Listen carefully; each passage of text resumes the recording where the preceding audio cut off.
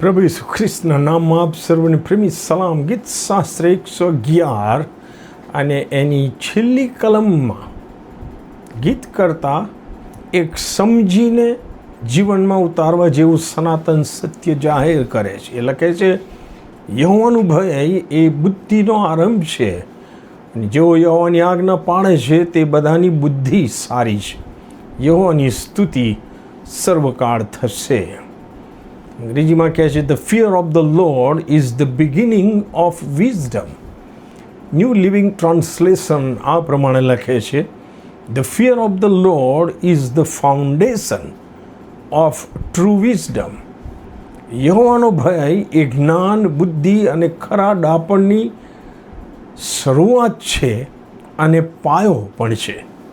મતલબ, હું મારા જ્ઞાન, બુદ્ધિ, અક્કલ, હોશિયારી, સમજ કે ડાપણમાં અભિમાન કરતો હોઉં છું, પણ તે સર્વ ઈશ્વર યહોવાની બીકના પાયા પર સ્થપાયેલ હોય તે ખૂબ જ આવશ્યક છે, કેમ કે આ સત્ય પ્રગટ કરનાર પ્રભુનું વચન બાઇબલમાં ઘણી બધી જગ્યાએ લખવામાં આવ્યું છે. વારંવાર એને લખવામાં આવ્યું છે. દાખલા તરીકે અય્યુબનું પુસ્તક એનો 28મો અધ્યાયની 28મી કલમમાં મનુષ્યને તેમણે કહ્યું, પ્રભુનો ભય તે જ જ્ઞાન છે, અને દુષ્ટતાથી દૂર રહેવું એ જ બુદ્ધિ છે. નીતિવચન 1 અને 7માં લખવામાં આવ્યું છે, યહોવાનું ભય એ વિદ્યાનો આરંભ છે. જે મૂર્ખ છે, જે મૂર્ખો છે, તે જ્ઞાન તથા શિક્ષણને તુચ્છ ગણે છે. નીતિવચન 9 અને 10માં લખવામાં આવ્યું છે, યહોવાનું ભય એ જ્ઞાનનો આરંભ છે, અને પરમ પવિત્રની ઓળખાણ એ જ બુદ્ધિ છે. પ્રભુના આ વચનો આપણને સત્ય જણાવે છે કે યહોવાના ભય મારફતે મળતી સમજ, બુદ્ધિ અને ડાપણ આપણને હંમેશા દુષ્ટતાથી દૂર રહેવાની અને પરમ પવિત્ર ઈશ્વર સાથે પવિત્ર સંબંધથી સતત જોડાઈ રહેવાનું પ્રેરણાબળ આપે છે.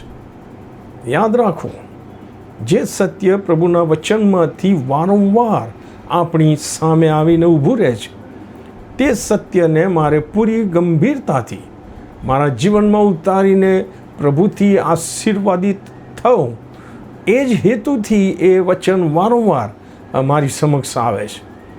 તે સત્યની અવગણના કરવાથી મને મોટું અને કદી ન સુધારી શકાય તેવું નુકસાન થવાની પૂરી શક્યતા છે.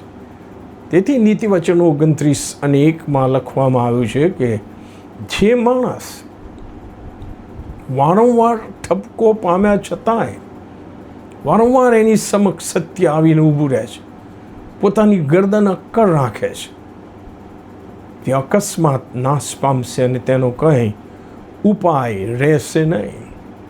જો સત્ય વારંવાર મારી સામે આવીને ઊભું રહે છે, પ્રેમથી, ઠપકાથી, કોઈ પ્રસંગથી, તો મારે એ સત્યને સ્વીકારવાનું છે, નમ્રતાથી સ્વીકારવાનું છે. પણ જો હું અક્કડ રહીને એ સત્ય ન સ્વીકારું તો કહે છે કે એ નાશ અને એનો કોઈ ઉપાય રહેશે નહીં.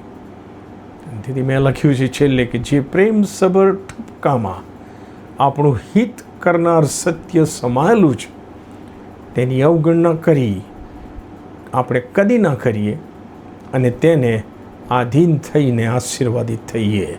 આમેન.